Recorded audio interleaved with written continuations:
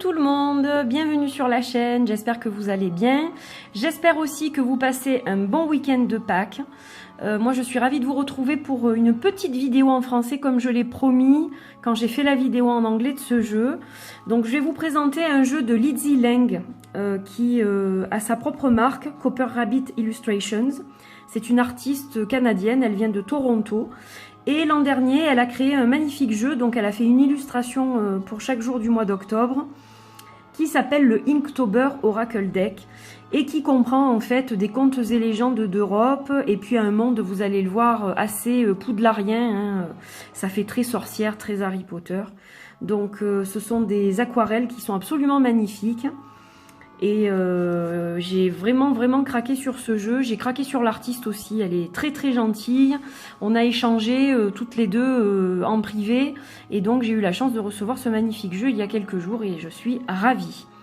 Donc c'est arrivé avec plein de petits cadeaux en plus, donc j'étais super contente. Alors déjà elle m'a écrit un mot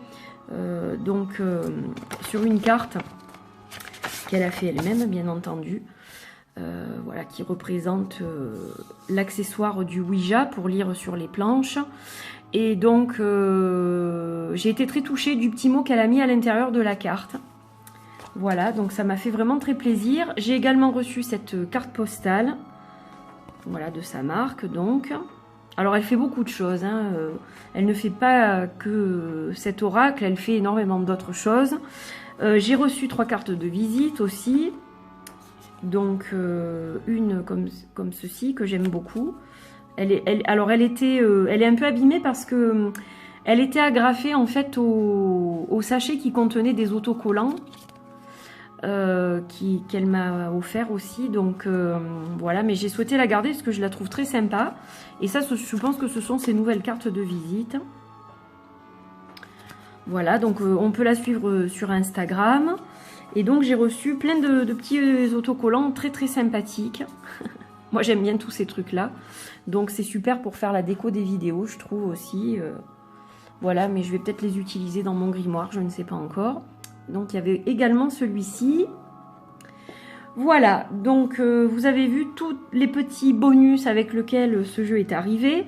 Et donc eh bien, je vais vous le présenter maintenant. Alors il est livré sans guidebook, donc c'est un jeu intuitif. Alors on peut reconnaître certains contes et légendes évidemment et se servir de l'histoire, ou on peut l'interpréter totalement librement en fait. Donc il arrive dans une boîte qui est très souple. Je pense qu'à l'occasion j'essaierai de lui prendre un petit sac parce que c'est vrai que la pochette est souple et j'ai peur de l'abîmer. Mais bon, ça c'est pas très grave. Donc le dos des cartes, il est comme ça, donc c'est exactement comme la boîte, ce sont des crapauds. Voilà, vous avez une petite bordure blanche et le nom de la marque qui est sur les cartes. Donc, c'est un jeu qui peut se lire envers endroit, comme vous le voyez. Et donc, on va les regarder ensemble, ces magnifiques cartes. Donc là, on a la carte de la dague. Voilà, qui est juste superbe. Donc ça, vous pouvez l'interpréter tout à fait comme vous le souhaitez. Il y a plein de symboles en plus. Là, vous voyez qu'il y a un œil, par exemple. Donc on peut lui donner plein de significations. Voilà, on a des mains ouvertes, on a un crâne de bélier. Donc voilà, on peut donner les significations qui nous parlent. Moi, j'en fais mes propres interprétations. Alors là, on a la carte du test, avec le phénix dans sa cage et puis le loup. Il est assez facile à interpréter, je trouve, hein. Là, on a le poison. Donc, par exemple, pour celle-là, on peut parler d'un environnement toxique ou de quelqu'un qui cherche à nous nuire, à nous faire du tort. La carte des sorts, avec la petite sorcière qui est en train de préparer une potion magique.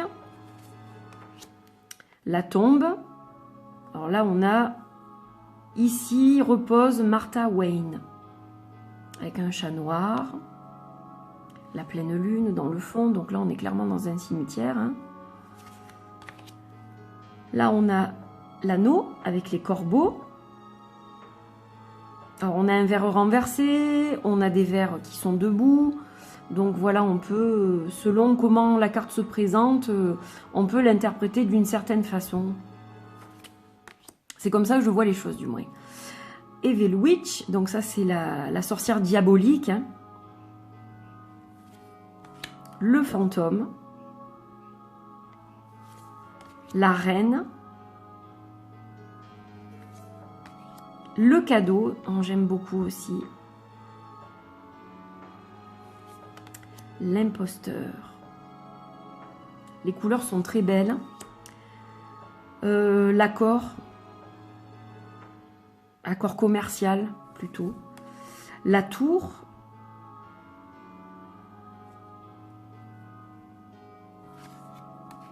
Le compagnon. Donc là, on peut penser qu'il s'agit du familier, par exemple.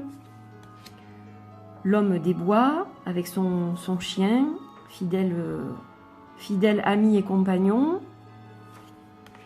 Là, on a une carte soleil-lune. Donc, si elle sort à l'endroit, on peut interpréter le soleil, comme dans le tarot, par exemple.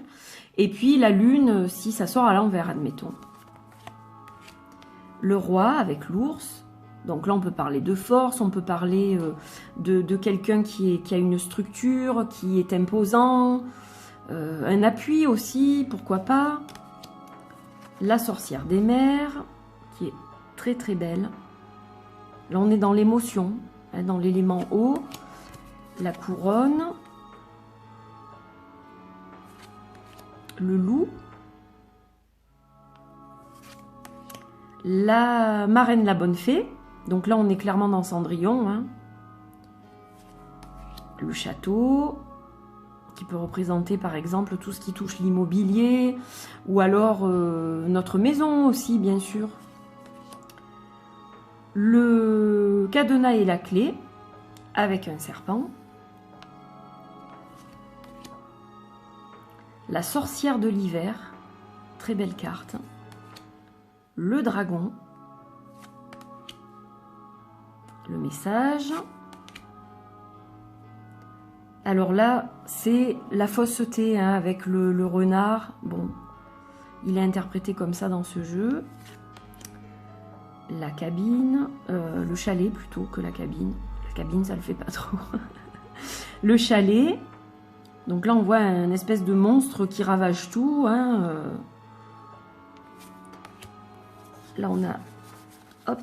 Ça, c'est celle du tirage d'hier, donc c'est pour ça qu'elles sont à l'envers.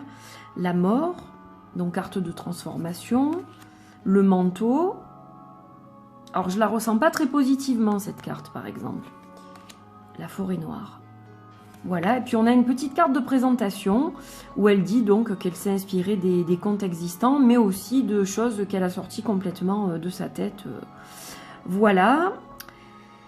Et donc, c'est tout pour ce jeu. 31 cartes qui sont très belles. Alors, la taille des cartes, je l'ai montré dans la vidéo en anglais. Là, j'ai pas d'autres jeux sous la main. Mais en fait, vous voyez qu'elles sont assez grandes quand même.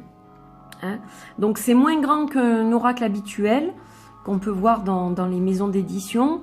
Mais ça reste des cartes qui sont plus grandes qu'une carte de tarot, à la fois en hauteur et en largeur. Donc, ce qui en fait un outil quand même agréable et qui n'est pas non plus trop grand. Voilà, j'ai pas des mains immenses, hein, elles sont normales et c'est quand même un jeu que j'arrive à prendre en main sans problème. Donc, les cartes se mélangent super bien. Elles sont mates plutôt, comme vous le voyez. L'épaisseur est vraiment tout à fait correcte. Hein, elles sont pas fragiles, elles se plient pas énormément. Donc voilà, c'est quand même une bonne qualité de papier. Donc mat comme je vous le disais, mais quand même avec un joli fini. Voilà, donc il y a un petit cadre blanc autour des cartes avec ce petit liseré noir, mais qui n'est pas du tout gênant, je trouve.